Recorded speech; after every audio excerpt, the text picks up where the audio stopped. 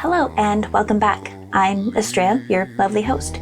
The incident that I'm about to share with you will make your blood run cold. I'll dub this incident the Rake. Allow the evidence to speak for itself. Let's get into it.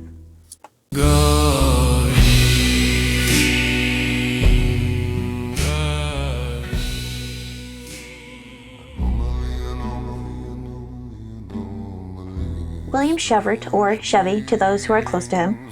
He is the second child out of 3 total children, and he met his wife Natalie when he was out bowling with a couple of buddies of his. He had made a bet that he could beat her in a round of bowling, and if he won, he could take her out on a date. But if she won, she could tell this poor sad sack to hit the road. Not my words, that's just from what Gary had said. Blame Gary. Well, turns out that she was the best bowler in the whole town, so naturally she won, but still let William take her out on a date. When they were dating, they lived in North Carolina, going to high school together without realizing it. I guess going to a big school has its disadvantages, but fate had brought them together. And seeing as they had so much history in North Carolina, they decided to settle down and have 2 kids of their own, Claire and Nicholas. William worked as an accountant in a law firm, whereas Natalie was a stay-at-home mom. William was very adamant that she stayed home to always be there with the kids as they grew up.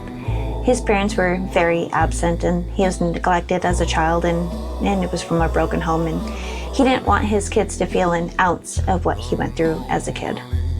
His siblings, unfortunately, we don't have much information about them either. Aside from, we know his older brother is somewhere overseas in the military, and his younger brother had died from an overdose a few years ago. That absolutely ripped William to shreds when he heard the news. Stay away from drugs, people. They're bad news bears. But you know what is good news? When you like, share, subscribe, and hit that noti bell so you don't miss a video from us, and you can always hear when we upload. It wasn't unnatural for kids to have imaginary friends, so when Claire told them that she had a man who visits her at night, they really didn't think anything of it. And that was until the incident happened. This incident happened July 5th, 2022. They had just arrived back home from a trip to Orlando, Florida. They had taken the kids to go see the fireworks over the Magic Kingdom. They were just completely bushed from the long drive. Natalie had tried to get William to just buy plane tickets to fly there, but he had insisted it would be cheaper just to drive. And after putting the kids to bed, they headed there themselves and just called it. It was about 3 a.m. when William thought Nat got out of bed to use the restroom. She's always been a blanket hog, so he tugged on the blanket to give himself a little more coverage, but Natalie, sleepy-eyed and groggy, groaned at the prospect. He had apologized for waking her, but when she had turned to face him, her eyes shot open, and she scrambled to the head of the bed, nearly knocking him out with her knee.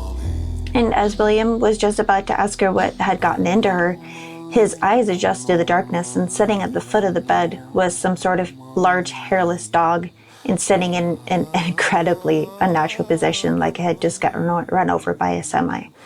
William wasn't afraid of it in the traditional sense at first, more afraid of what happened to this poor thing to make it look like that. Like it needed help. Then in a flash, the creature moved around the side of the bed where Natalie was, just mere inches from her face. Neither William nor Natalie moved or breathed, afraid that any slight movement could set this creature off again.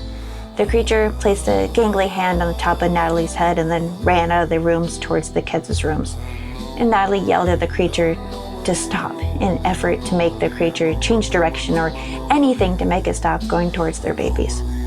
Natalie was already mid-stride and yelling at the thing, making haste to the doorway and flipping on light switches as she went. When she got to her son's room, she saw the thing, all hunched over, covered head to toe in blood. And then she saw her son. The creature had jumped out the window as both William and Natalie hurried toward Nicholas. He was very badly injured and bleeding heavily. The only words uttered from little Nick's lips before passing out from the blood loss was, "He's the Rake." And Natalie insisted she take Nick to the hospital herself. It would be much faster for her to get there than wait for the ambulance.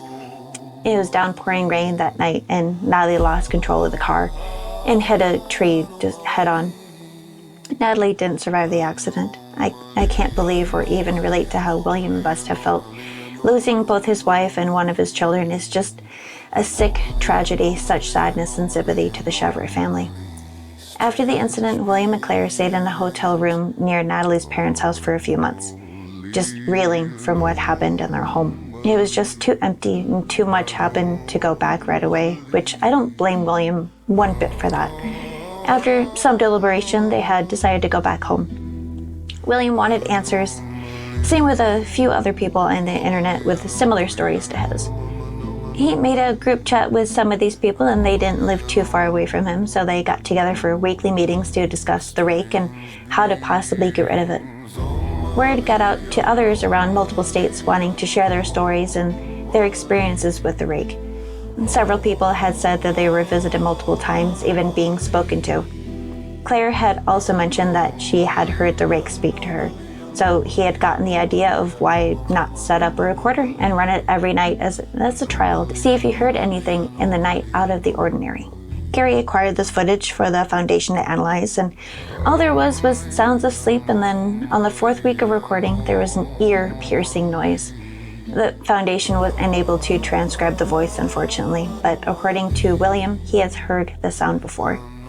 He didn't realize at the time, but he then figured out it was speaking to his wife, and every time he hears that noise, it brings him back to that night.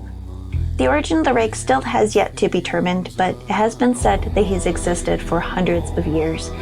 There has been witness testimonies, unalive notes, journal entries, and even a ship captain's log from 1691. He uses different aspects of horror to terrorize his victims before he attacks. He appears when his victims are in bed, when humans are most defenseless.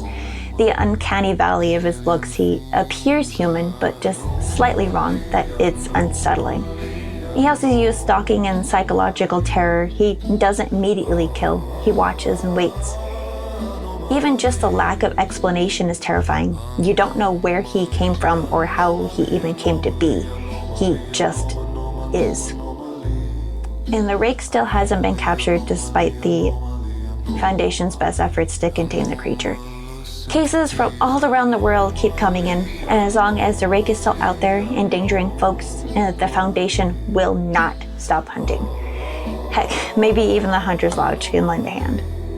This incident was certainly something my whole existence just hurts just thinking about it. And I hope you learned something. Let us know down in the comments about your thoughts and feelings and what creepypasta you'd like to see in a case file for the next incident. But be safe, courteous, and polite out there. Until next time. And remember, stay anomalous. Go.